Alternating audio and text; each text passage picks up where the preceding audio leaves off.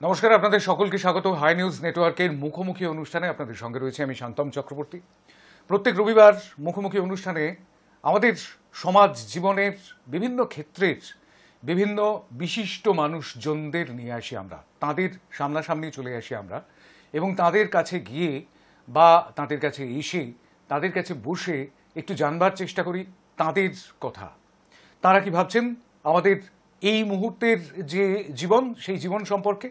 তারা কি ভাবছেন আমাদের এই মুহূর্তের যে পৃথিবী, সেই পৃথিবী সম্পর্কে? তারা কি ভাবছেন এই মুহূর্তে ঠিক কোন পথে আমাদের হাঁটা উচিত? তারা কি ভাবছেন সেটাই আমরা একটুখানি বুঝবার চেষ্টা করি আমাদের এই মুখোমুখি অনুষ্ঠানে। তাতে আসে রাজনৈতিক বিষয়, আসে শিল্প সংস্কৃতি মহলের বিষয়, আসে বিভিন্ন সাহিত্য সংস্কৃতি থেকে শুরু করে সমস্ত বিষয়ের এমিনেন্ট পার্সোনালিটিজ তারা এসেছেন, বিশিষ্ট মানুষরা এসেছেন আমাদের এই মুখোমুখি অনুষ্ঠানে।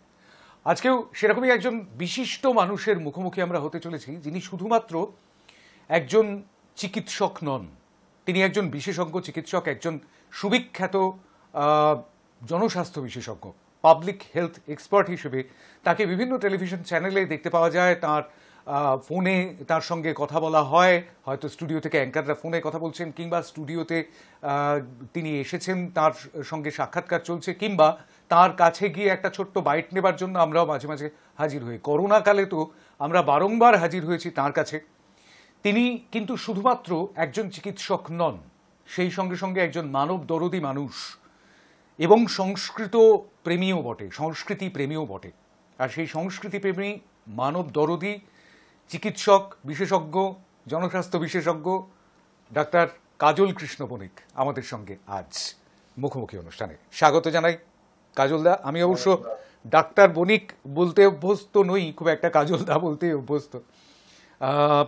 আজকে রোববারে আমরা এই অনুষ্ঠানটা দেখছি, আর গতকাল আপনাকে দেখতে পাওয়া যাচ্ছিল একটি মিছিলে, এবং সেই মিছিল এই মুহূর্তে তো গোটা রাজধানী শহর মানে কলকাতা শহর তো বটেই, সেই সঙ্গে সঙ্গে অন্যত্রও আমরা দেখতে পাচ্ছি গোটা রাজ্য জুড়েই বারংবার বিচারের দাবিতে পথে নামছেন মানুষজন।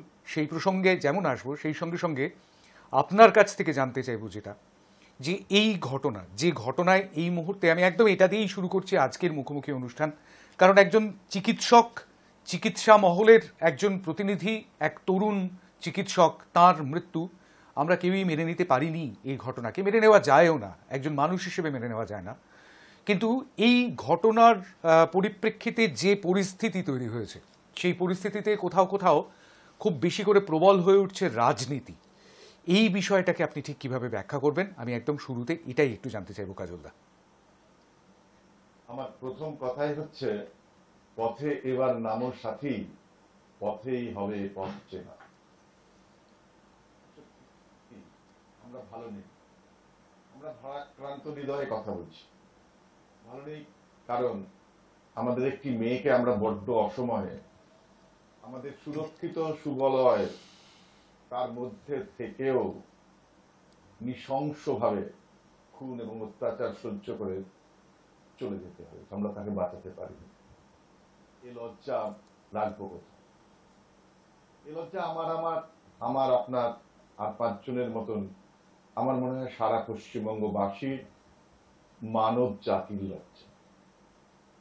যে দ্বিতীয় হোম, দ্বিতীয় বাড়ি, সেকেন্ড হোম, এটা সুরক্ষিত, জীবনে কোনোদিন স্বপ্নেও কেউ ভাবেনি সেই সুরক্ষিত বলয়ের ভেতরে এক তরুণী চিকিৎসক এইভাবে নির্মমভাবে, নৃশংসভাবে তার জীবন শেষ করে দেয়।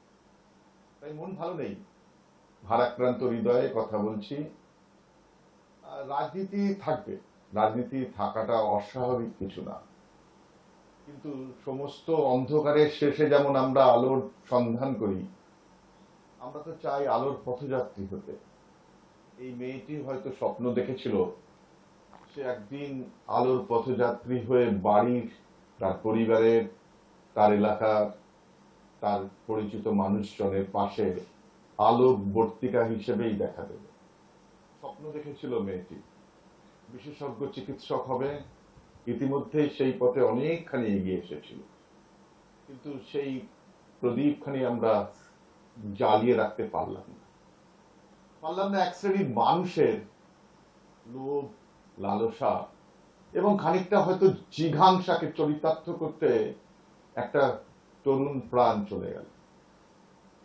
আপনার মতন আর 5 জন পশ্চিমবঙ্গবাসীর মতন চিকিৎসক হিসেবে, চিকিৎসক আন্দোলন, জনস্বাস্থ্য আন্দোলনের একজন কর্মী হিসেবে আমার মনে হয় প্রতিবাদে, প্রতিরোধে সমস্ত মানুষকে এগিয়ে আসতে হবে। কেননা ইতিমধ্যেই প্রায় 3 সপ্তাহ অতিক্রান্ত হয়েছে, আমরা আজও জানতে পারিনি প্রকৃতপক্ষে দোষী কে বা কারা, প্রকৃতপক্ষে কে বা কারা ওই মেয়েটির ওপরে নির্মম অত্যাচার নামিয়ে এনেছিল। আমাদের রাজ্যের প্রশাসন, আমাদের পুলিশ প্রশাসন আজও আমাদের সামনে সত্য উদ্ঘাটন করতে পারেনি। উপরন্তু কোথাও যেন সত্যকে ধামাচাপা দেওয়ার, তথ্য লোপাট করার একটা সুকৌশল প্রক্রিয়া হয়তো কোনো কারণ তাদের কাছে থাকতে পারে। হয়তো এমন কিছু তথ্য যা ওই মেয়েটি জেনে গিয়েছিল তাকে প্রকাশ্যে আসতে দিলে এক শ্রেণীর মানুষের ক্ষতি হতে পারত। সব মিলিয়েই কেমন যেন একটা অস্থির পরিস্থিতি, একটা অবিশ্বাসের বাতাবরণ, একটা নিরাপত্তাহীনতা, একটা চূড়ান্ত অমানবিকতা, একটা চূড়ান্ত সংবেদনশীলতার অভাব নিয়ে প্রশাসনের দৌড়ে দৌড়ে ঘুরছি আমরা, বিচার চাইছি।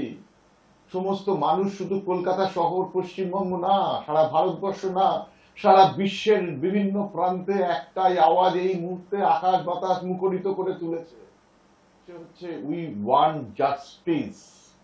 আমরা বিচার চাই। তোমার স্বর, আমার স্বর, আরজি কর, আরজি কর। এই স্লোগান আজ সারা পৃথিবীর মানুষ নানাভাবে সামনে আনার চেষ্টা করছেন। কিন্তু অত্যন্ত দুঃখের কথা, আমাদের প্রশাসন এখনো কোনোভাবেই প্রকৃত তথ্য, সত্য উদ্ঘাটনে বিন্দু মাত্র উৎসাহ দেখাচ্ছেন না। 21 শতাব্দীতে দাঁড়িয়ে এতগুলো দিন অতিক্রান্ত হওয়ার পরেও এখন আমরা প্রশ্ন করতে পারি না, আমাদের সামনে জানানো হবে না কে বা কারা দোষী। আমরা এই দাবিটা তুলতে চাই। গণমাধ্যমকে ধন্যবাদ যে গণমাধ্যম বাধ্য করেছে প্রশাসনকে যে ওইটি কোনো অস্বাভাবিক মৃত্যু ছিল না। It was not a case of unnatural death, এটা একটা প্রকৃতপক্ষে খুন।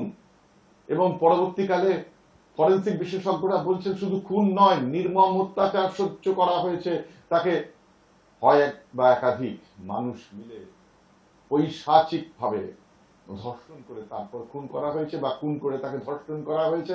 যাই হোক, আজকের এই মুহূর্তে আমাদের সকলের দাবি, আমরা সে অভয়া বলি, নির্ভয়া বলি, তিলোত্তমা বলি, যে নামেই ডাকি না কেন, আমার মা, আমার বোন, আমার মেয়ে, কারো প্রেমিকা, হবু স্ত্রী, তার মৃত্যুর সঠিক কারণ উদ্ঘাটিত হোক। 21 শতাব্দীতে দাঁড়িয়ে এতগুলো দিন চলে যাওয়ার পরেও এখনো সেই সত্য সামনে না আসাতে আমরা একদিকে যেমন বিস্মিত, হতবাক, অন্যদিকে আমাদের রাগ আকাশ ছুটছে। আমাদের মনে হচ্ছে আমরা প্রশাসনের গলায় চেপে বসি, বলি তোমাকে বলতেই হবে, তুমি হয়তো জানো কিন্তু কেন বলছো। তাই রাজনীতির কথা দূরে সরিয়ে সমগ্র মানব সমাজের পক্ষে, সমস্ত মা বোনেদের পক্ষে দাঁড়িয়ে আমরা দাবি করতে চাই সুষ্ঠু পরিবেশ, সুরক্ষা, নিরাপত্তা সুনিশ্চিত। আর কবে হবে? স্বাধীনতার ৭৮টা বছর তো চলে গেল। একদমই ৭৭ বছর পেরিয়ে ৭৮ বছরে এসে আমাদের এই রকম একটি ঘটনার সম্মুখীন হতে হবে, সেটা সত্যি সত্যি খুব লজ্জায় মাথা ঝুঁকিয়ে দেওয়ার মতন। কিন্তু বিষয়টা হচ্ছে কাজলদা, যে এই ঘটনার পরিপ্রেক্ষিতে এই মুহূর্তে মানে আমরা, আপনি বললেন যে 3 সপ্তাহ প্রায় অতিক্রান্ত, 3 সপ্তাহ অতিক্রান্ত হয়ে গিয়েছে। গত 8 তারিখ রাত্রে হয়তো এই ঘটনাটি ঘটেছিল, গত 9 তারিখ 9ই অগস্ট আমরা সকালবেলায় সকলে চমকে গেলাম এই ঘটনাটি দেখে। গোটা কলকাতার মানুষ নয়, রাজ্যের মানুষ নয়, দেশের মানুষ নয়, গোটা পৃথিবীর মানুষ। কিন্তু তারপর প্রায় 5 দিন পর সিবিআইয়ের হাতে গিয়েছে এবং সিবিআই আদালতের যে নির্দেশ, সেই নির্দেশ অনুযায়ী সিবিআই এই মুহূর্তে তদন্ত করছে। আপনারা সেই কারণেই আজকে সিজিও কমপ্লেক্স, ডাক্তারদের একটা বিশাল বড় মিছিল ছিল চিকিৎসকদের, তারা সিজিও কমপ্লেক্স অবধি গিয়েছিলেন এই মিছিলটি নিয়ে। কিন্তু এখনো পর্যন্ত সিবিআই একজন, আপনি প্রশাসনের কথা বললেন, কিন্তু পুলিশ কিন্তু প্রাথমিকভাবে একজনকে গ্রেপ্তার করতে পেরেছিল, কিন্তু এখনো পর্যন্ত সিবিআই নতুন করে কাউকে আর গ্রেফতার করতে পারেনি। অথচ জিজ্ঞাসাবাদ চলেছে সন্দীপ ঘোষ, যিনি আরজি করের অধ্যক্ষ ছিলেন, সেই সন্দীপ ঘোষ, তাকে ক্রমাগত জিজ্ঞাসাবাদের পর জিজ্ঞাসাবাদ এবং তারপরে আবার জিজ্ঞাসাবাদ এবং তারপর ফের জিজ্ঞাসাবাদ, এই জিজ্ঞাসাবাদটাই আমরা প্রত্যেকদিন কভার করে চলেছি, আমরা প্রত্যেকদিন দেখিয়ে চলেছি যে আবারও ডাকা হলো সন্দীপ ঘোষকে, আবারও জিজ্ঞাসাবাদ। এটা একটা দীর্ঘসূত্রিতা কি নয়? কারণ আমি একটা তথ্য পরিসংখ্যান দেখছিলাম, সেটা হচ্ছে এই যে 2023 বা 2024 এর মাঝখানে প্রায় গড়ে এই গত কয়েক দিনে 85 থেকে 87, কোনো দিন 90টি ধর্ষণের মতন ঘটনা ঘটে যাচ্ছে গোটা দেশে, শুধুমাত্র আমাদের রাজ্যে তো নয়। শুধুমাত্র আরজি করের, তাই দিয়ে আরজি করের ঘটনাকে জাস্টিফাই কোনোভাবেই করা যায় না, এটা আমি কোনোভাবেই বলবো না, কিন্তু তা সত্ত্বেও এই ধরনের ঘটনাগুলোর বিচার কেন সামনে আসে না, এই প্রশ্নটা তো আমরা করতেই পারি। প্রশ্নটা হচ্ছে, আজকের এই প্রতিবাদটা শুধু ডাক্তারদের নয়, শুধু স্বাস্থ্য দপ্তরের কর্মচারী ভাই বোনেদের না, সারা পশ্চিমবাংলার আপামর জনসাধারণ যিনি পশ্চিমবঙ্গকে ভালোবাসেন, যিনি পশ্চিমবাংলার মানুষকে ভালোবাসেন, তিনি এই আন্দোলনে সামিল হয়েছেন। দেখুন, পুলিশ, রাজ্য প্রশাসন, সিবিআই, এগুলি কে কি করবে আমরা জানি না। প্রচলিত ব্যবস্থার একটি অংশ, আইনানুগ ব্যবস্থা গ্রহণের জন্য দায়িত্বপ্রাপ্ত কোন একটি সংস্থা যখন ব্যর্থ হয় বা ব্যর্থ হওয়ার উপক্রম দেখে, তখন মানুষ শরণাপন্ন হয় আদালতের বিচার প্রার্থনা করে, এবং মহামান্য আদালতের আদেশ ক্রমেই আজকে সিবিআই, যাকে ভারতবর্ষের তদন্তের ক্ষেত্রে সুপ্রিম সংস্থা বলা হয়, তাদের হাতে সঁপে দেয়া হয়েছে দায়িত্ব, এবং সে দায়িত্ব তারা পেয়েছেন আজ থেকে 9 করে 16 দিন হয়ে গেল।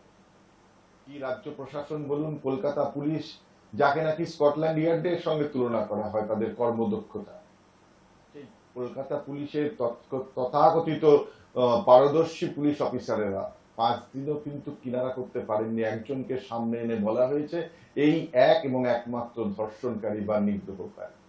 কিন্তু পারিপার্শ্বিক পরিবেশ পরিস্থিতি যা দেখেছি আমরা, ফরেন্সিক বিশেষজ্ঞরা যে সমস্ত তথ্য সামনে এনেছেন, সংবাদ মাধ্যমে যে সমস্ত তথ্য, যে সমস্ত ছবি আমাদের সামনে এসেছে, তাতে এই কথা একটা বাচ্চা ছেলেও বুঝবে যে এ কাজ একজন মানুষ, তিনি যত শক্তিশালী হোক না কেন, তার পক্ষে করা সম্ভব নয়।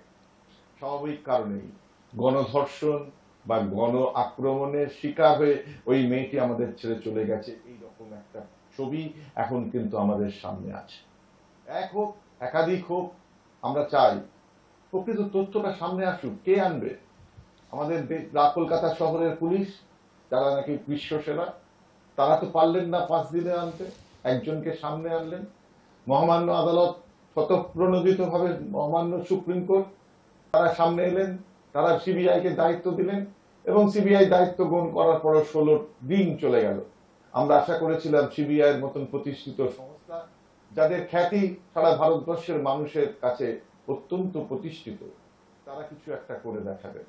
কিন্তু সেই একটা স্লোগান ছিল না, চলো পড়াই, কিছু করে দেখাই। আমরা ভরসা করেছিলাম সিবিআই হয়তো সাফল্য লাভ করবে, কিন্তু সিবিআই যেটুকু তথ্য সামনে এনেছেন, তাতে তারাও তাদের কাজের ক্ষেত্রে অসুবিধার কথা বলছেন। তারা কথা বলছেন যে অকুস্থল, প্লেস অফ অকারেন্স, সেইখানকার ব্যবস্থাপনা এবং সেখানকার প্রশাসনের সঙ্গে যারা যুক্ত ছিলেন, আমি কখনো মনে করি না যে একজন মানুষ, তিনি যেই হোক না কেন, সন্দীপ, প্রদীপ, কবির, যাই হোক না কেন, তার একার পক্ষে এত কিছু সামাল দেয়া, এত কিছু তথ্য গ্রহণ করার প্রক্রিয়াকে বৈজ্ঞানিকভাবে, বিজ্ঞানসম্মত উপায়ে লোপাট করে দেয়া, সরিয়ে দেয়া, গোপন করে দেওয়ার প্রক্রিয়াটাকে সম্পূর্ণ কমপ্লিট করার মতন বুদ্ধি, দক্ষতা বা অভিজ্ঞতা না থাকাই স্বাভাবিক। তাই আমরা মনে করি প্রশাসনের একটা চক্র প্রতিষ্ঠিত ভাবে, যাকে পরিভাষায় প্রাতিষ্ঠানিক রূপ দেওয়ার কথা বলি, সেরকম প্রাতিষ্ঠানিক রূপ দিয়ে এই ষড়যন্ত্র, এই ঘটনা ঘটিয়েছে। স্বাভাবিক কারণে একজন দুজন মানুষের নাম উল্লেখ করে আমি তাদের সম্মান বাড়াতে চাই না, আমি তাদের নাম উল্লেখও করতে চাই না, কিন্তু আমি জানি প্রশাসনের অভ্যন্তরে এক শ্রেণীর মানুষের, হয়তো তারা উচ্চ পদস্থ, হয়তো তারা ক্ষমতাশীল, হয়তো তাদের ক্ষমতা আকাশ ছোঁয়া, কেউ সরকারি ব্যবস্থাপনার মধ্যে আছেন, কেউ সরকারি ব্যবস্থাপনার বাইরে থেকে কলকাঠি নাড়ার চেষ্টা করছেন। একটা গোষ্ঠী বা একটা চক্র গেঁথে বসেছিল আমাদের ব্যবস্থার মধ্যে। শুধুমাত্র একটা প্রতিষ্ঠানে নয়, আজকে দুর্ভাগ্যজনক ভাবে একটা প্রতিষ্ঠানের একটি মেয়ে আমরা হারিয়েছি, কিন্তু কে বলতে পারে কালকে অন্য প্রতিষ্ঠানে অন্য কোনো নারী বা অন্য কোনো পুরুষ, অন্য কোনো চিকিৎসক, অন্য কোনো স্বাস্থ্যকর্মী এভাবে প্রাণ হারাবেন না? সকলেই অল্প বিস্তর ভয়ের পরিমণ্ডলে বাস করছেন। আজকে যে ছেলেটি বা যে মেয়েটি মেডিকেল কলেজের ছাত্র হিসেবে পড়াশোনা করছে, তাকে ভয় দেখানো হচ্ছে তুমি তাদের সমর্থন বা তাদের সঙ্গে সহমত না পোষণ করলে তুমি পরীক্ষায় পাশ করতে পারবে না। আবার কোনোদিন কোনো পড়াশোনা না করে শুধুমাত্র সেই গোষ্ঠীর সঙ্গে তাদের সম্পর্ক ভালো বলে তারা অর্থের বিনিময়ে ভালো নম্বর পাচ্ছে, অনার্স পাচ্ছে, কিন্তু গোল্ড মেডেল পাচ্ছে। আজকে যারা জুনিয়র ডাক্তার, যাদের উপরে ভরসা করে আজকে পশ্চিমবাংলার সরকারি স্বাস্থ্য পরিষেবা ব্যবস্থা দাঁড়িয়ে আছে, সেই সমস্ত জুনিয়র ডাক্তারকে প্রত্যেক মুহূর্তে ভয় দেখানো হচ্ছে যদি তাদের সঙ্গে নাম মত মেলে তাহলে তাদের হোস্টেল ছেড়ে চলে যেতে হবে, তারা পরীক্ষায় পাশ করতে পারবে না। যারা স্নাতকোত্তর বা পোস্ট গ্রাজুয়েশন পড়াশোনা করছে, তাদের থিসিস সাবমিট হবে না, তাদের থিসিস পাস হবে না, তারা পরীক্ষায় পাশ করতে পারবে না। যারা সরকারি চাকরি করছেন তারা ভয় পাচ্ছেন, আজ এখানে আছে তো কালকে অন্য জায়গায় বদলি করে দেবে। কারো প্রমোশন দিনের পর দিন আটকে থাকে, কেউ কেউ এক জায়গায় দিনের পর দিন সরকারি চাকরিতে রত রয়েছেন। আবার কারো কারো ক্ষেত্রে যারা ওই সমস্ত গোষ্ঠীর সমর্থন করেন না, তারা দিনের পর দিন কেন বছরের পর এক জায়গায় পড়ে আছেন, পচে মরছে।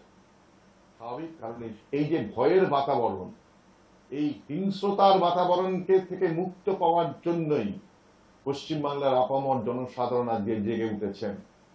এই আন্দোলন শুধুমাত্র কোনো সরকারি স্বাস্থ্য ব্যবস্থার একটি প্রতিষ্ঠানের একটা ঘটে যাওয়া দুর্ঘটনা বা একটা নৃশংস হত্যাকাণ্ডের বিরুদ্ধেই শুধু নয়, সামগ্রিকভাবে আজকে রাজ্যের স্বাস্থ্য ব্যবস্থা যে রুগ্ন রূপ, যে ভয়ঙ্কর চিত্র সামনে আসছে। আমাদের শিক্ষা গেছে, আমাদের খাদ্য গেছে, অবশিষ্ট যেটুকু আমাদের আশার কথা ছিল, যেটুকু আমাদের ভরসার জায়গা ছিল, মানুষের অসুস্থতার কারণে যারা সাহায্য করতেন সেই স্বাস্থ্য ব্যবস্থার কর্মীরা, তারা আজ ভয়ঙ্কর রকমের এই রোষানলের মুখোমুখি দাঁড়িয়ে আছে। কিন্তু স্বাস্থ্য আপনারা অনুষ্ঠানের নামকরণ করেছেন মুখোমুখি। আমি সেই সমস্ত মানুষের মুখোমুখি দাঁড়িয়ে একটা প্রশ্ন করতে চাই, কতকাল তোমাদের এই হিংস্রতা চলবে? কতকাল তোমরা এই ভয়ের চাবুক নিয়ে স্বাস্থ্যকর্মী, চিকিৎসক বা অন্যান্য অংশের কর্মচারী বন্ধুকে ভয় দেখিয়ে দাবিয়ে রাখবে? বেশ, হ্যাঁ কাজলদা, আমি ঠিক এই জায়গা থেকে একটা প্রশ্ন করব। এই মুহূর্তে যে ছবিটা আমরা দেখতে পাচ্ছি গোটা রাজ্য জুড়ে, আমি রাজ্যের কথাটাই শুধুমাত্র বলছি, এটা দেশের অন্যত্রও চলছে এবং দেশের অন্যত্র যে ছবিগুলো চলছে সেটাও সুপ্রিম কোর্ট দেখেছেন এবং শীর্ষ আদালত দেখেছেন। এই রাজ্যের ছবিটাও, যে বিভিন্ন হাসপাতালগুলোতে জুনিয়র ডাক্তাররা তারা যে বিক্ষোভ করছেন, আন্দোলন করছেন এবং তার ফলে কর্মবিরতি, সেই কর্মবিরতির ফলে সাধারণ মানুষ বেশ খানিকটা সমস্যার মধ্যে পড়ছেন। তাদের ওপিডিতে তারা ডাক্তারবাবুদের পাচ্ছেন না, হয়তো সিনিয়র ডাক্তারবাবুরা আসছেন, কিন্তু তাদের পক্ষেও সিনিয়র ডাক্তারবাবুরাও, মানে আমি গতকালই কথা বলছিলাম, তারা বলছেন যে 72 ঘন্টা টানা ডিউটি করতে হচ্ছে, সম্ভব নাকি একজন মানুষের পক্ষে? এই রকম একটা প্যাথেটিক অবস্থার মধ্যে তাদেরকে চলতে হচ্ছে। তার জন্য শনিবার থেকে একটা টেলিকলিং, টেলি সার্ভিসের ব্যবস্থা করা হয়েছে অভয়া ক্লিনিক নাম দিয়ে আরজি করে, এবং সেই ক্লিনিকটা চালু করা হয়েছে এবং সেখানে টেলিমেডিসিনের বন্দোবস্ত করা হচ্ছে, টেলিফোনে সাহায্য করা হচ্ছে। কিন্তু সামনাসামনি না দেখলে কি চিকিৎসা সেরকমভাবে সম্ভব? সব সময় তো সেটা সম্ভব নয়, ছোটোখাটো রোগের ক্ষেত্রে হয়তো সম্ভব, না হলে আউটডোরের পরিষেবাটাই থাকতো না। অথচ ঠিক এর উল্টো দিকে আমি আরেকটা ছবি দেখাবো, সেটা হচ্ছে যে মালদা মেডিকেল কলেজ হাসপাতালে, সেখানে কিন্তু জুনিয়র ডাক্তারদের একাংশ তারা নিজেদের বিক্ষোভ আন্দোলনটা জারি রাখছেন। সেই জারি রাখা অবস্থাতেই তারা কিছু জরুরি পরিষেবা এবং ওপিডি যেগুলো, সেগুলোতে তারা এসে পরিষেবা দিচ্ছেন। সাধারণ মানুষের দুর্ভোগের কথা মাথায় রেখে কি ডাক্তারবাবুদের বা যারা একেবারে জুনিয়র ডাক্তারবাবু তাদেরকেও কি এই বিষয়টা ভাবা দরকার ছিল না? দেখুন, চিকিৎসক হিসেবে আমাদের সবচেয়ে বড় শিক্ষক হচ্ছে সাধারণ অসুস্থ মানুষ, যাদের আমরা রোগী বলি। আমরা কখনো রোগীর বিরুদ্ধে, মানুষের অসুস্থতার বিরুদ্ধে যুদ্ধ ঘোষণা করি না, কেউই আমরা চাই না। আজকে যখন আন্দোলন শুরু হয়েছে, আমি খুব দায়িত্ব নিয়ে বলতে পারি, শুরুর লগ্ন থেকে আজকে যে এত দিন পর্যন্ত এত আন্দোলন সংগ্রামের মধ্যেও কিন্তু সরকারি ব্যবস্থায় কোনো জায়গায় কোনো রকমের কোনো সার্ভিস বন্ধ হয়নি, হয়তো কিছু বিলম্বিত হয়েছে, কিন্তু মনে রাখতে হবে যে ঘটনা ঘটেছে সে ঘটনা আজকে আরজি করে একটি মেয়ের ক্ষেত্রে ঘটেছে, কালকে অন্যত্র অন্য জায়গায় অন্য একজন মহিলা বা পুরুষ বা অন্য যে কোনো মানুষের বিরুদ্ধে করতে পারে। আমাদের অবাক হয়, আমরা অবাক হয়ে যাই যখন দেখি যে প্রশাসনের যুক্তকর্তা ব্যক্তিদের যখন প্রশ্ন করা হয় তখন তারা কয়েক দশক আগে পশ্চিম বাংলার বুকে কি ঘটেছে বা আমাদের দেশের অন্য রাজ্যে কি ঘটনা ঘটছে সেগুলো সামনে আনে। আমাদের প্রশ্ন করতে ইচ্ছে হয়, তুমি অধম তাই বলি আমি উত্তম না হইব কেন? আমরা তো যথেষ্ট সুযোগ পেয়েছিলাম নিজেদের সংশোধন করা। আমরা বড় বড় কথা বলি, আমাদের রাজ্যে এতগুলি multi speciality, super speciality, multi super speciality হাসপাতাল হয়েছে, এত ডায়ালিসিস মেশিন হয়েছে, এত এসএনসি হয়েছে, কিন্তু গোড়ায় যে গলদ থেকে গেছে সেটা কে দেখবে? প্রদীপের নিচে যে অন্ধকার জমে রয়েছে এবং সেই অন্ধকার তীব্র থেকে তীব্রতর হয়েছে, কে দেখবে? প্রশাসন না দেখবে। আজকে আমরা সবাই জানি কম বেশি হাসপাতালে অসুস্থ দরিদ্র মানুষগুলোকে দেখার জন্য যে সংখ্যক স্বাস্থ্যকর্মী, চিকিৎসক, অন্যান্য সহায়ক শক্তি লাগে তার পর দিনের পর দিন খালি থেকে যাচ্ছে, কোনো রিক্রুটমেন্ট হচ্ছে না। একদিকে শিক্ষক আন্দোলনে আপনারা জানেন দিনের পর দিন তারা ওইখানে ময়দানে জমায়েত করে সমাবেশ করছেন, অবস্থান বিক্ষোভ করছেন, স্বাস্থ্য ক্ষেত্রে নানা জায়গায় নানা রকম মেডিকেল কলেজ তৈরি হচ্ছে, কিন্তু প্রয়োজনীয় স্বাস্থ্যকর্মী, শিক্ষক, চিকিৎসক তারা কি নিয়োজিত হচ্ছেন না? বহু পদ শূন্য পড়ে রয়েছে দিনের পর দিন। তা সত্ত্বেও আজকে যখন আমাদের দেয়ালে পিঠ থেকে গেছে তখন আন্দোলনকে দীর্ঘায়িত করবার জন্য, আন্দোলনকে শক্তিশালী করার জন্য, প্রশাসনের উপরে চাপ সৃষ্টি করার জন্য, নিজেদের দাবি সুরক্ষা এবং নিরাপত্তার ব্যবস্থা ছিনিয়ে আনার জন্য জুনিয়র ডাক্তার ভাই বোনেরা যে আন্দোলন সংগ্রাম করছেন, সিনিয়র চিকিৎসক হিসেবে পশ্চিমবাংলার গণতান্ত্রিক আন্দোলন, স্বাস্থ্য আন্দোলন এর একজন সৈনিক হিসেবে আমার পূর্ণ সমর্থন রয়েছে। পাশাপাশি আপনাদের মাধ্যমে আমি রাজ্যবাসীকে আশ্বস্ত করতে চাই, সিনিয়র চিকিৎসক তারা দিনান্ত পরিশ্রম করে প্রয়োজনের থেকে বেশি ডিউটি করে তারা কিন্তু সেই অবস্থা সামাল দেওয়ার চেষ্টা করছেন সর্বত্রই। শুধুমাত্র আরজি করের অভয়া ক্লিনিক না, শুধুমাত্র মালদা মেডিকেল কলেজের একাংশ না, সারা পশ্চিমবাংলায় আন্দোলনকারী জুনিয়র ডাক্তারদের নিজের চোখে দেখেছি, তারাও তাদের আন্দোলনের পাশাপাশি যখন কোনো অসুস্থ মরণাপন্ন রোগী হাসপাতালের দ্বারস্থ হচ্ছেন তখন তারা তার চিকিৎসার কার্য করছেন, নিজেদের সাময়িক আন্দোলনকে সাময়িকভাবে দূরে সরিয়ে রেখেও। চিকিৎসকরাও তো মানুষ, একদমই তাই। তারা তো আমাদের সমাজ থেকেই উদ্গত হয়ে মানুষ। দুনিয়ার ছেলে মেয়েরা যারা জীবনের শুরুতেই যদি এরকম আঘাতপ্রাপ্ত হয়, আগামীকালকে কি জবাব দেবেন? আমরা চাই শুধুমাত্র চিকিৎসক নয়, শুধুমাত্র স্বাস্থ্যকর্মী নন, পশ্চিমবঙ্গের সমস্ত ব্যবস্থাপনার মধ্যে যে ঘুণ ধরে গেছে, প্রত্যেক দিন আপনি চিন্তা করুন, প্রায় প্রত্যেক দিন কলকাতা পুলিশের পদস্থ কর্মকর্তারা সাংবাদিক সম্মেলন করে এক এক দিন এক একটা নতুন নতুন গল্প আনছেন, যে গল্পগুলো শুনে হয়তো ঘোরাতে ভাসছে, সে কথাগুলো হয়তো নিজেরাও তারা বিশ্বাস করেন না। এবং যে প্রশাসনের শক্তিশালী অংশ এই বাতাবরণ সৃষ্টি করলো এবং যে প্রশাসনের যে অংশ দুষ্কৃতীদের সাথে সংযোগ বজায় রেখে, যোগাযোগ বজায় রেখে দিনের পর দিন নানা রকমের অত্যাচার নিপীড়নের ব্যবস্থা জারি রেখেছেন, সকলেই সব জানে। স্বাস্থ্য ব্যবস্থার সঙ্গে কোনোভাবে যুক্ত নন একজন মানুষ, যিনি কলকাঠি নাচছেন পেছনে বসে, তার সামনের সারিতে যারা আসছেন তাদের ব্যক্তিগতভাবে কে আর কি ভূমিকা, কেন তারা গিয়ে আরজি করের মতন জায়গায় যেখানে সংবেদনশীল একটা ঘটনা ঘটেছে সেই প্লেস অফ অকারেন্স বা উপস্থলে গিয়ে হাজির হয়েছিলেন, তাদের সঙ্গে আরজি করের কোনো সম্পর্ক নেই। কেন তারা এসেছিলেন? কেন বাড়ির লোকেদের প্রথমে অসুস্থতা, তারপরে শরীর খারাপ, তারপরে আত্মহত্যার গল্প ফাঁদা হলো? কেন তাদের 3 ঘন্টা বসিয়ে রাখা হলো নিজের মেয়েকে, একমাত্র মেয়েকে মুখ দেখতে দেয়া হলো না? অথচ সেই জায়গায় ইতিমধ্যে সংবাদ মাধ্যমের সাহায্যে আমরা দেখতে পেয়েছি অগণিত মানুষ সেখানে আসছেন। পুলিশ প্রশাসনের পক্ষ থেকে বলা হচ্ছে 51 ফুটের জায়গায় 11 ফুট খালি ছিল, 40 ফুট করিডোর দেয়াল কর্ডন করা রাখা ছিল। সেখানে যারা ছিলেন কাউকে কাউকে দাঁড় করানো হচ্ছে ফিঙ্গারপ্রিন্ট স্পেশালিস্ট বলে। আমরা কি তাকে চিনি না? আমরা জানি না তার পরিচয়, আমরা জানি না তার রাজনীতি, আমরা জানি না তার গোষ্ঠী, কোন গোষ্ঠীতে তিনি বিলং করেন, কারা। যারা যারা ওখানে উপস্থিত হয়েছিলেন তারা বিশিষ্ট চিকিৎসক হতে পারে, কিন্তু তাদের নির্দিষ্ট একটা উদ্দেশ্য ছিল, নির্দিষ্ট একটা স্বার্থ ছিল বলেই সাত সকালে তারা সমস্ত কাজ ফেলে ওখানে গিয়েছিলেন এবং তাদের ভূমিকা আতশ কাচের তলায় আনার দায়িত্ব ওই সিবিআই এর। আমরা সিবিআই কে কথাও বলেছি আমাদের কোনো বাদবাদকতা নেই। আমরা একটা কথাই বলতে চাই, যিনি যেভাবে সরাসরি বা পরোক্ষে যুক্ত থাকতে পারেন এ জাতীয় মর্মান্তিক ঘটনার সাথে, তাদের সকলকে আইসোলেট করুন, আইডেন্টিফাই করুন, উপযুক্ত দৃষ্টান্তমূলক শাস্তি দেয়া হোক। একদমই তাই। আমরা সবাই চাই তদন্তটা ঠিকঠাক হোক এবং সেই তদন্তের বিচার প্রক্রিয়াটা মানে তদন্তের যে ফলাফলটা সেটা সামনে আসুক।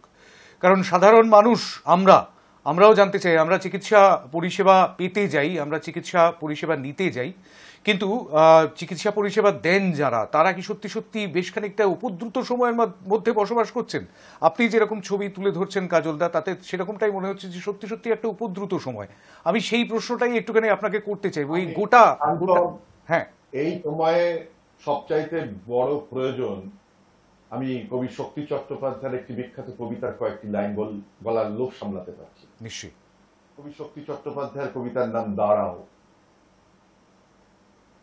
মানুষ বড় কাঁদছে, তুমি মানুষ হয়ে পাশে দাঁড়াও। মানুষই ফাঁদ পাচ্ছে, তুমি পাখির মতো পাশে দাঁড়াও। মানুষ বড় একলা, তুমি তাহার পাশে এসে দাঁড়াও। তোমাকে সেই সকাল থেকে তোমার মতো মনে পড়ছে, সন্ধে হলে মনে পড়ছে, রাতের বেলা মনে পড়ছে। মানুষ বড় একলা, তুমি তাহার পাশে এসে দাঁড়াও। এসে দাঁড়াও, ভেসে দাঁড়াও এবং ভালোবেসে দাঁড়াও। মানুষ বড় কাঁদছে, তুমি মানুষ হয়ে পাশে দাঁড়াও। মানুষ বড় একলা, তুমি তাহার পাশে এসে দাঁড়াও। আমি চাইব শান্তম, আমরা সবাই এই অগণিত নিপীড়িত মানুষ যাদের কষ্ট হচ্ছে, যারা মেনে নিতে পারছেন না, তারাও এই প্রতিরোধ এবং প্রতিবাদের আন্দোলনে সামিল হবেন। উদ্দেশ্য আমাদের সকলের একটাই, সত্য চিরন্তন, সত্য শক্তিশালী। সত্যকে প্রতিষ্ঠা করবার জন্যই মানব জাতির আজকের এই অবস্থান। সত্যের পূজারী আমরাই তো চেয়েছিলাম মানুষ হয়ে মানুষের পাশে দাঁড়াতে। চিকিৎসকরা, স্বাস্থ্যকর্মীরা, তারা সকলেই জনদরদী। তাদের মধ্যে একটা অন্তর আছে, সেই অন্তরের আগুনকে জেলে রাখার দায়িত্ব আমাদের সকলকে।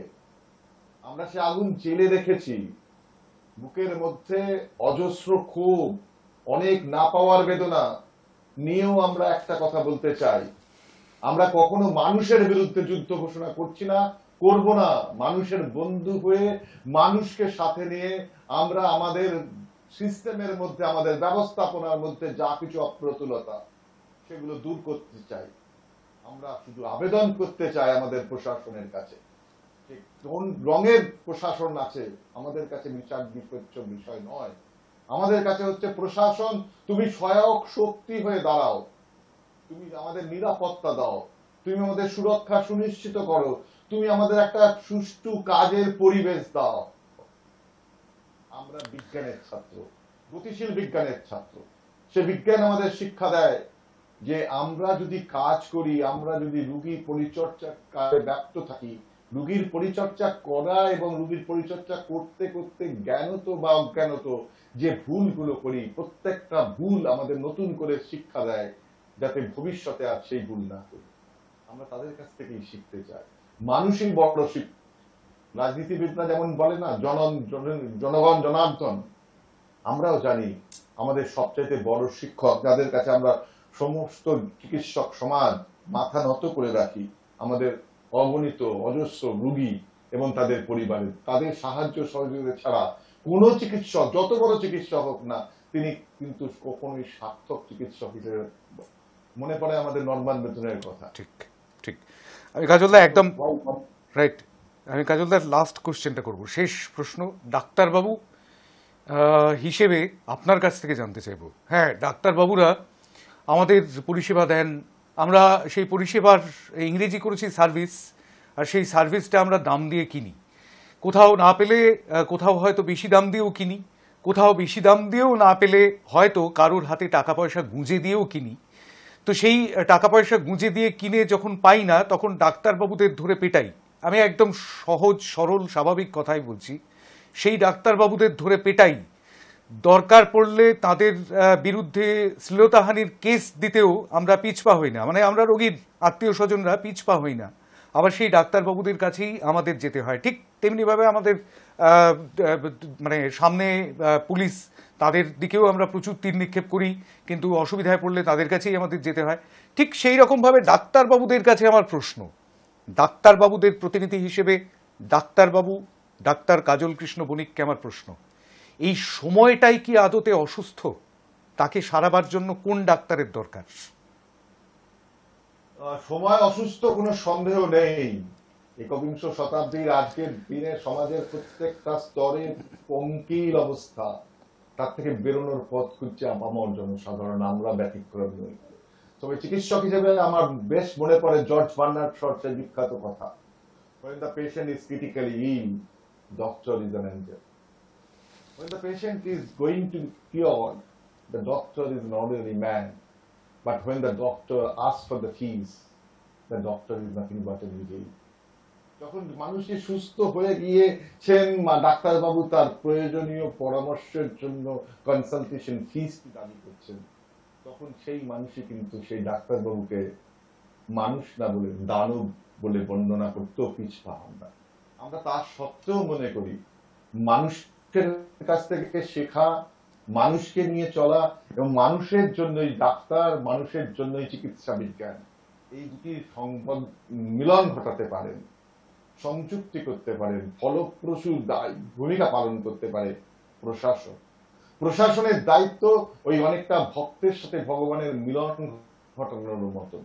প্রশাসনের দায়িত্ব পরিবেশ সৃষ্টি করা, প্রশাসনের দায়িত্ব ব্যবস্থার মধ্যে যেগুলি ত্রুটি আছে, আইডেন্টিফাইড হয়েছে, সেগুলো নিরসন করা এবং চিকিৎসক সহ স্বাস্থ্যকর্মীদের যথাযথ একটা পরিমণ্ডল দেয়া, যাতে মানুষ মনে করতে পারে এ আমার ব্যবস্থা, এ আমার সিস্টেম, একে রক্ষা করার দায়িত্ব আমাদের। একটি চিকিৎসক সংগঠনের একটি স্লোগান আমার বেশ মনে আছে, যে সরকারি ব্যবস্থাপনাকে চোখের মনির মতো রক্ষা। পশ্চিমবঙ্গের চিকিৎসক সমাজ কিন্তু আজও জানে যে বহু মানুষ, বহু গরিব মানুষ, বিশেষ করে পশ্চিমবাংলা যেখানে শতকরা 70 থেকে 80% মানুষ সরকারি ব্যবস্থাপনার সুযোগ নেন, সেই ব্যবস্থা ছাড়া তাদের কাছে কিচ্ছু গত্যন্তর নেই। তাই সেই ব্যবস্থাকে চোখের মনির মতো রক্ষা করতে আমরাও চাই, কিন্তু প্রয়োজন সরকারের সদিচ্ছা, সরকারের সহমর্মিতা।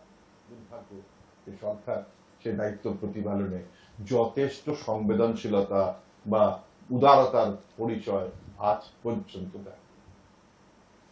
অনেকগুলো কথা, অনেকগুলো মনের গভীরে থাকা কথা, সেগুলোই আজকে বের করে আনবার চেষ্টা করছিলাম, কাজলদার মনের গভীরে থাকা কথা। খুব ভালো লাগলো আজকে। আমরা তো ভালো নেই, আমি একটু আগেই বলছিলাম যে এই সময়টা কি অসুস্থ, সেই প্রশ্নটা আমি বারবার প্রত্যেক দিন বোধহয় আমরা একজন সাধারণ মানুষ হয়ে নিজেকেই করছি, যে সময়টাই কি আদতে অসুস্থ, তাকে হিল করবার, তাকে কিওর করবার, তাকে সুস্থ পথে নিয়ে যাওয়ার দরকার পড়েছে। আর সেই দরকারটা করবার জন্য, মানে দরকারের জন্যই বোধহয় এই মুহূর্তে মানুষ পথে নামছেন। অনেক ধন্যবাদ কাজলদা আমাদের সঙ্গে থাকবার জন্য আর সময় দেওয়ার জন্য, আপনার বহুমূল্যবান সময় আজ দেওয়ার জন্য মুখোমুখি অনুষ্ঠানে। খুব ভালো লাগলো। ডাক্তার কাজল কৃষ্ণ বণিক, জনস্বাস্থ্য বিশেষজ্ঞ, আমাদের সঙ্গে ছিলেন। আর এই মুহূর্তে গোটা বিষয়টার মধ্যে রাজনীতি আসাটা অবাক হওয়ার মতন কিছু নয়, এমনটাই বলেছেন ডাক্তার কাজল কৃষ্ণ বণিক। কিন্তু বিষয়টাকে রাজনৈতিকভাবে ব্যবহার করবার চেষ্টাও করছেন কেউ কেউ। আবার কেউ কেউ বলছেন যে ফাঁসি চাই, কেউ কেউ বলছেন যে কঠোরতম শাস্তি চাই। রাজ্যের মুখ্যমন্ত্রী প্রধানমন্ত্রীকে চিঠি লিখেছেন, রাজ্যের মুখ্যমন্ত্রী মমতা বন্দ্যোপাধ্যায় প্রধানমন্ত্রী নরেন্দ্র মোদীকে আগেও একটি চিঠি লিখেছিলেন এবং পরে আরও একটি চিঠি লিখেছেন জবাব না পেয়ে। কিন্তু তার উত্তরে কেন্দ্রের একজন মন্ত্রী বলেছেন যে 11টি ফাস্ট ট্র্যাক কোর্ট চালু করবার কথা ছিল রাজ্যে, সেই ফাস্ট ট্র্যাক কোর্টগুলি এখনো পর্যন্ত কেন চালু করা হয়নি সেই প্রশ্ন তুলেছেন। আবার তারপর এর উত্তরে হয়তো এ রাজ্যের প্রশাসনের সর্বশীর্ষ স্তর থেকে আরও কিছু জবাব যাবে। এই চাপানুতোরটাই চলতে থাকবে, নাকি বিচার প্রক্রিয়া ত্বরান্বিত হবে, নাকি তদন্ত ত্বরান্বিত হবে এবং আসল দোষীরা ধরা পড়বে, নির্যাতিতা, অত্যাচারিতা, হত্যার সম্মুখীন হওয়া মেয়েটি এবং তার পরিবার বিচার পাবে? সেই প্রশ্নটা আমাদের মধ্যে থেকে গেল। জর্জ বার্নার্ড শর একটা কথা বলছিলেন একটু আগে ডাক্তার বণিক, আমি সেই প্রসঙ্গটা তুলেই বলবো। ডাক্তার বণিক যেমনটা জর্জ বার্নার্ড শর কথা উল্লেখ করেছেন, ঠিক তেমনিভাবে জর্জ বার্নার্ড শর একটা উক্তি বারবার আমাদের মুখে মুখে ঘোরে আর কি সাংবাদিক মহলে, politics is the last resort of what ever, সেই বিষয়টা কিন্তু আমাদের মুখে মুখে ঘোরে। আসলে কি ওই রাজনীতি দিয়েই সবটা চাপা পড়ে যাবে, নাকি শেষ পর্যন্ত বিচার আসবে? জাস্টিস ফর আরজিকর যে প্রসঙ্গটা উঠেছে, দেশের অগণিত মেয়েরা যারা অত্যাচারিত হচ্ছে, প্রতিদিন কর্মক্ষেত্রে নির্যাতিত হচ্ছে, হয়তো মুখ ফুটে বলতে পারছে না, হয়তো এনসিআরবির রিপোর্টে তাদের নাম লেখা থাকছে না, তাদের জন্য হয়তো একটা দৃষ্টান্ত হতে পারে এই কঠোরতম সাজা, যে কঠোরতম সাজার অপেক্ষা করছে এই মুহূর্তে গোটা রাজ্য শুধু নয়, গোটা শহর শুধু নয়, গোটা দেশ শুধু নয়, গোটা পৃথিবী। আজকের মুখোমুখি এই পর্যন্তই। নমস্কার, ভালো থাকবেন।